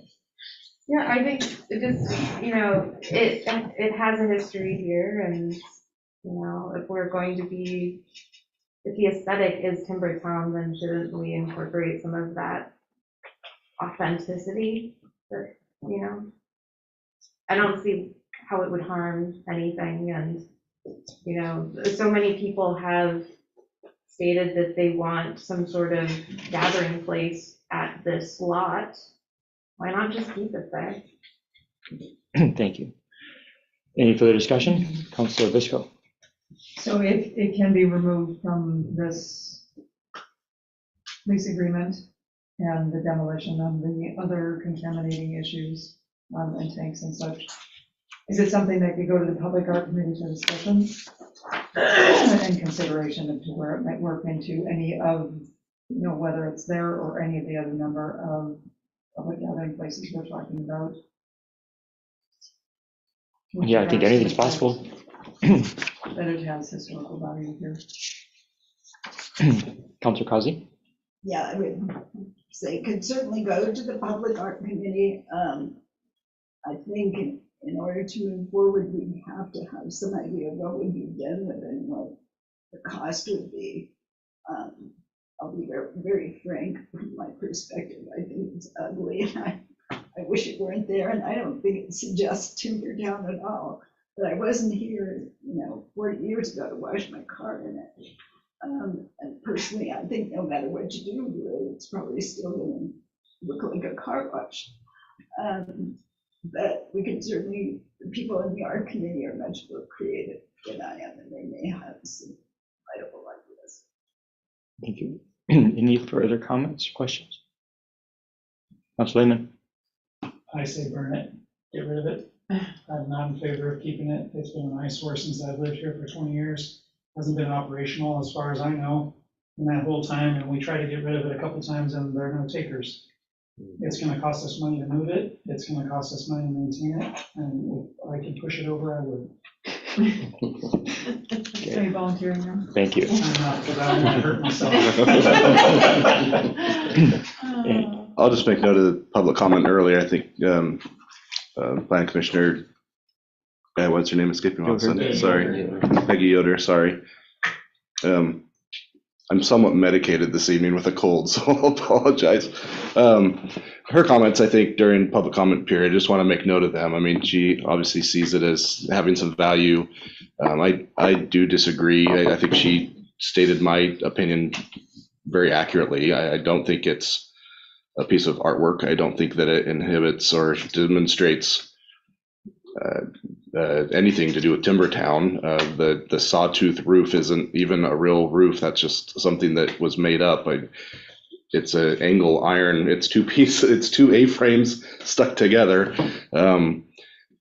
I don't know. I think there's a play on words that's being had to try to make it seem more valuable than what it is, and I don't really see what the attraction is there. I'd be more than happy to see it go as well. It got included in this agreement because it's a no-cost way for us to get rid of it, have it hauled off site, and not have to mess with it at some point in the future. And as has been said, that thing sat there for 20 years. Nobody had put any value on it at all to do anything with it. And now that we want to get rid of it, which isn't uncommon for older buildings, you're always going to have a few people that want to save the history, but yet when it comes to actually saving the history and preserving it, everybody kind of looks around and waits for somebody else to do something with it, which is what's happened for this building for the last 20 years. So I think while we have the opportunity to get rid of it, I would highly encourage the city council to take the opportunity, get rid of the building and be done with it. Thank you. Any additional comments? I will note that artists can be incredibly creative. Everything can be art, but I'm also in favor of disposing of it sooner than later. So with that, I think we go ahead and go to vote. All in favor of removing that statement from the lease as proposed in the motion by Councilor Andrade, please raise your hand and say aye. All opposed, please raise your hand and say nay. Motion fails. With that, we do have a recommended motion. You can get a motion on the table. I move to approve the lease agreement with CORPAC and direct the city manager to execute the lease as presented and update the council in progress and obtaining grants for the permitting process. Thank you. We have a motion made by Councilor Lowe and seconded by Councilor Nielsen. Do you want to speak to the motion? No, I think we've discussed it. Okay. Yeah. Thank you. Councilor Andrade, did I see your hand? Oh, go. Oh, I was going to ask if, to the point made earlier about whether a timeline does actually need to be included in here as written, because I know that oral agreements also have standing, and also, I don't know, Yeah. I appreciate things written out. Sure. Thank you for that. Well, that was a question. I think, yeah. Chris, can we, if it were me, I would just make a motion. Can we move to add a date for the demolition and cleanup for like 6 months out? If it happens sooner, great. Do you think that's gonna be a problem? Yeah, I'm just seeing where it's not in there already. So currently the lease lasts until August 31st, 2024. And the requirement is to have this completed before the end of the lease. So it does put a timeline on it, but you could have it be before then, that's certainly not a problem. It's not a problem for me, I don't know. I guess the big, for me, the concern would be, Contractor wants to. the concern may be that, they finish the job, they remove all the equipment, and it never happened. Yeah. Well, we would have a contract that says you have to do it, and our timeline would be August 31st, 2024. If we didn't get done by then, we'd say, hey, you owe us the money to do that. If we're gonna be reliant on a grant from Business Oregon or otherwise to help with some of the permitting costs, that might delay our being able to get permits in a time that they could get on it. But again, I think it's there within the 2-year period to have it cleaned up and get it done. I think that's pretty clear. Councilor Kazi? I just have a question with respect to the insurance requirements. It's stated on page 2 that proof of material is to be provided to them by tenant annually. I just want to be assured that the proof of insurance is provided when the contract is executed. It's a requirement of the contract, and the annual is that they'll have to renew it each year. And they should give an insurance certificate to the city. Thank you. Councilor Andrade? I honestly do not know this. Under the lease payments, that last sentence, does it need additional context? Only because right now, when looking at it, tenant agrees to pay all costs associated with site cleanup, including but not limited to demolition, removal, disposal, backfilling, and grading. Does it need some sort of qualification of like associated with environmental site cleanup? Well, we also want them to remove this structure, so there might be other reasons that we would want them to grade and clean the site. I'm sorry, I was thinking us and our environmental, I was thinking landlord when I said tenant. Yep, other way around, yeah. Totally safe. Any additional questions, comments? Seeing none, all in favor of executing the lease as proposed, please raise your hand and say aye. Aye, motion carries unanimously. Great, thank you. I'll reach out to CORPAC tomorrow and get that signed. With that, we have council reports. Councilor Andrade? Yes. Yeah, so I'm mostly going to talk about the inclusivity committee. Due to a lack of quorum, we haven't had, well, in the holidays, we didn't have a meeting in November, and we're not going to be able to have one for December, it looks like. Another official committee member resigned, so we officially, the end of this year, have a total of 5 members, 3 council members and 2 volunteer community members, one of whom is going to be a council member next year.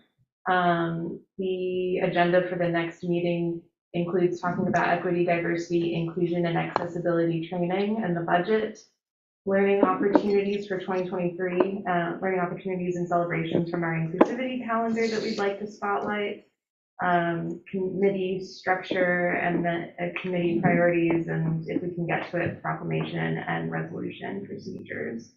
And of course, whatever we talk about, we'll bring back to the council. And I would like to request that the city advertise committee meetings on Facebook prior to each meeting.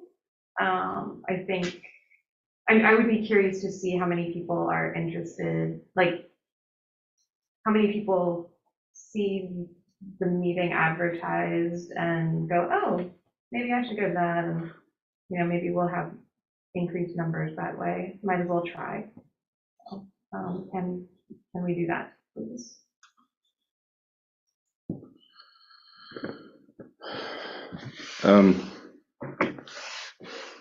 Yeah, I mean, I hate to say no, but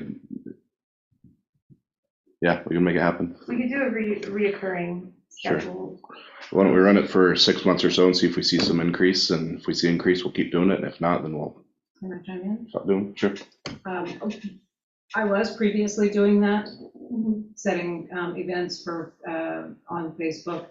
I wasn't really honestly sure that anybody was noticing that there was some time impact of going through. And yes, you can set a recurring meeting, but we have a lot of meetings that fluctuate as to where they land on calendars. And so you do have to go in and do a duplication of a meeting. They all require tweaking as when you do it. And I will admit that the last probably 2 months, I'm gonna say it's only been a couple of months that I haven't done them. Okay. And again, I wasn't sure anybody would even notice. Including your boss. So thank you. Thank you. If I provide something, would that be more helpful? Or what's that? If I provided something, would that be more helpful? We can talk about it later. Yeah. And then one of the things that I would like to see is regarding live stream meeting accessibility. I've had community members share with me that it can be difficult to know who is talking at any given time when watching a video recording or the live stream meeting. The audio quality isn't always the best. I know that when I've been trying to participate on the other end, sometimes it's very difficult to hear depending on where the microphone's placed and such. And I have ideas. I'm sure other council members do. I'm sure staff does. I'm sure other community members have ideas about how to improve that. And so I'd like to request that the city explore live stream meeting accessibility more by requesting input from each advisory committee and from it could be just a quick discussion. And so from each advisory committee and from staff, perhaps we could create a quick poll or survey for community members at large, or for people who come to meetings. The city council could then have a larger discussion about the results of the feedback in a work session. Does that need to be a motion? I move that the city explore live stream meeting accessibility more. Do I have to list out what I just wrote? No. Or just that? Okay, and then we can work out the details if possible. Thank you. Okay. Thank you. So we have a motion made by Councilor Andrade, seconded by Councilor Lehman. Do you want to speak to the motion?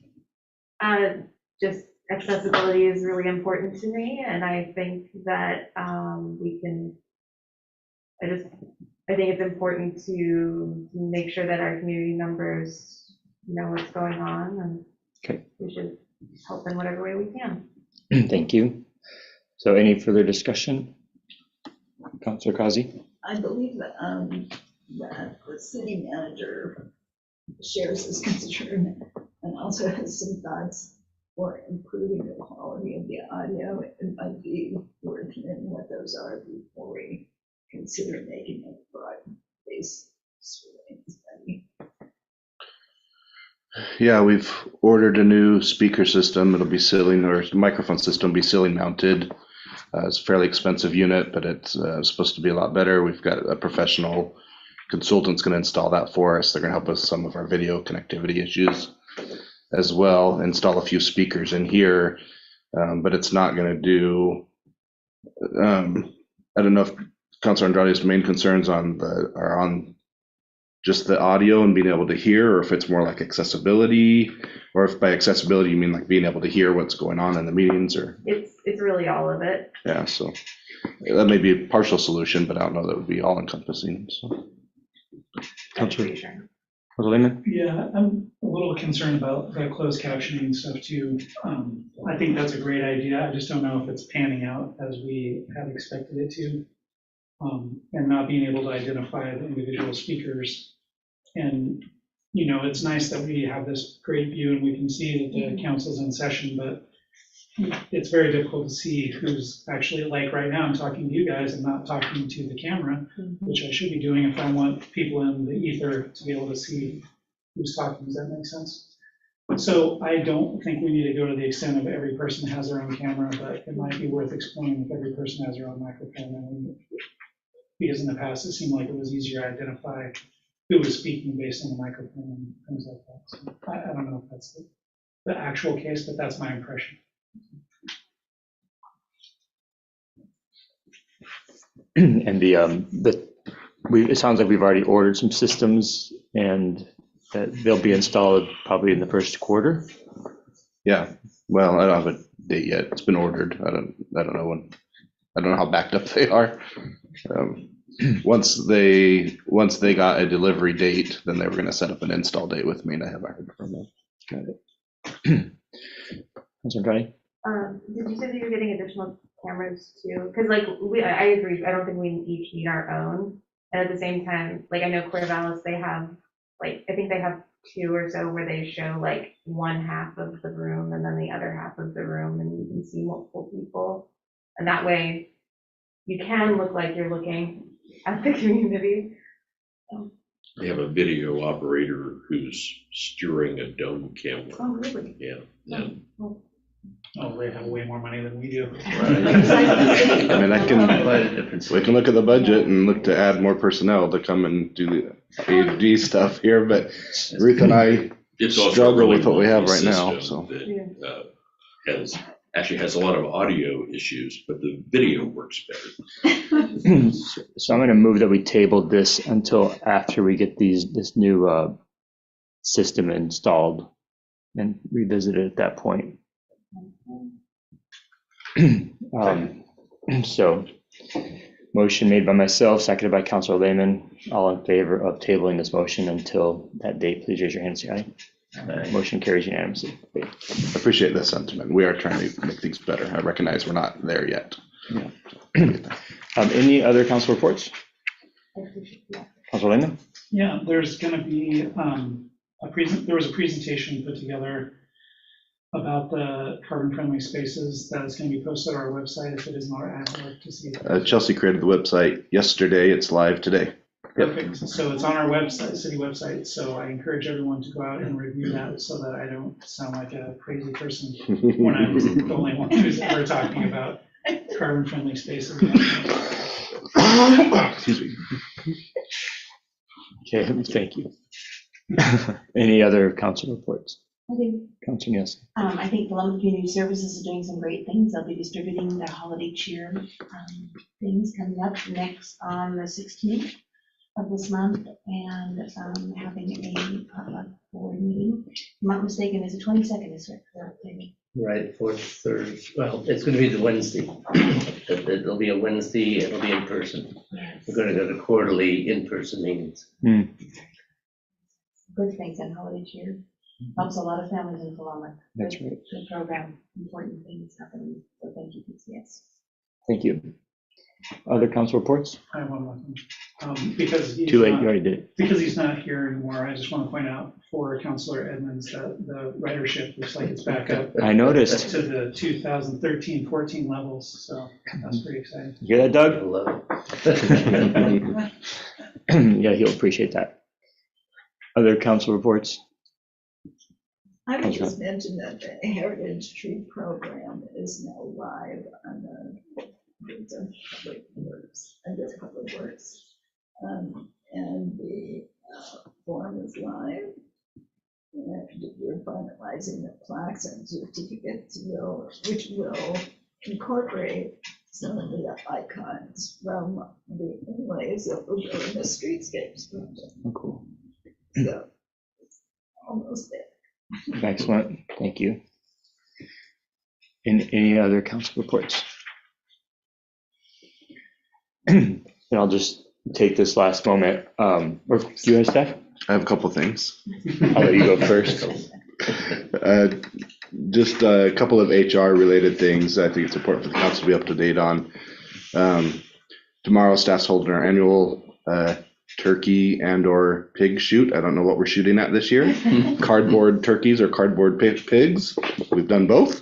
It's a nice team building exercise. It's a lot of fun, gets us out and get interaction to get us out of our silos a little bit. So it's a good event everybody looks forward to. Friday is our team building and holiday luncheon that we'll be holding with all staff. So we look forward to those events happening. Again, trying to get people out of their silos and do some nice team building. We usually give awards for best shot, worst shot, which is the one I think most of us try to get is actually worst shot, it seems. The best shot, always the city recorder. Don't mess with Ruth, I will say that. Don't mess with any of the women in City Hall. Yeah, they put Public Works to shame, and sometimes they put the police department to shame. So anyway, that's happening this week. So some nice festive, fun things to take place this week with HR. Did also let you know we've got 2 new police officers through the recruitment process. Unfortunately, they're not going to be seeing the academy for several months still, so we will get them on board and get them busy doing work with what we can. Getting uniforms ready to go, and they're excited to come on board. Officer Winkle is coming from Albany. He just retired in Albany, so he'll be a transfer. He'll stay over here with us for several years, hopefully, before he's ready to second retire. And then we've also got a new officer. He'll be brand new, Officer Andrade. No relation, I don't think. But he's coming on board a little bit younger, a little greener. He'll be going through the academy for the first time. Again, probably 5 months out, I think, 6 months out before we can get him in there. We've got a third, which will bring us back up to full staff that's doing background right now and looks very promising. So that'll get us replacing our 3 officers that we lost over the last 6 months, which is great news. And we've also got a reserve officer coming on board. Applied for a police position, felt like needed a little bit more experience. He's also going to take over on our code compliance as well. So that's a 10-hour job, 10-hour a week position we've been trying to fill since I think we adopted it in the budget back in July. We've had a couple of people lined up and they've fallen through, but it sounds like this one's going to work out well. So he'll be doing some volunteer reserve work, and then he'll also be logging his actual work hours with us, about 10 hours a week, helping with code compliance. So tall grass, signs, unpermitted stuff, fences, all that kind of fun stuff that we just don't have a lot of time to chase after. So they'll be doing that more diligently. And I think it's out on the HR stuff. So, yeah. Any questions for me about staff stuff before we turn it to the mayor? Actually, before we adjourn, I want to make a motion to approve the press release on the city manager's review. Thank you for that. Second. Okay, so we have a motion on the table by Councilor Causey and seconded by Councilor Lowe. I'm sorry, I have to apologize. I could not hear what the motion was. So to approve the press release on the city manager's review. Okay. And a second from Councilor Lowe. Any further discussion? All in favor of the motion as stated, please raise your hand and say aye. Aye. Aye. Motion. And all opposed, please raise your hand and say nay. Motion carries 6-1. And lastly, I do want to thank Councilor Andrade, or excuse me, I want to thank Councilor Bisco, Councilor Lowe. It's been a pleasure working with both of you. I appreciate your dedication to the city. From the staff's perspective, I've always been supportive of all of the employees, and I just appreciate that. So thank you for your service. You'll be missed. Don't be strangers. Come around, stop in, and say hi. So thank you on behalf of staff. Yeah, did you have any reports? I wanted to say I will be out of the office starting next Tuesday until January, actually until your first meeting in January, January 8th. Wow. Yeah, it's two ends of things to lovely resort like Kansas, to see my mom for a couple of weeks, and then Southern California for my, in December, and then Southern California for my daughter's 21st birthday. Wow, that's amazing. And you're gonna tell us where you're going in Southern California. It'll be Disneyland. That's where she goes. And then lastly, I just wanted to acknowledge that I suspect that the election this year was really stressful. You know, the one vote difference just had the whole community on their edge of their seats. And I know it's really hard. Local elections are really hard. And I just want to acknowledge that. And thank you for sticking through that, and all of us. Really appreciate Councilor Bisco and Councilor Lowe and the service that you provided to the community and your dedication to the community. It's very commendable. Most people in the community don't want to sit up here. It takes a very select few, and we really appreciate your dedication. So thank you. With that, we'll adjourn.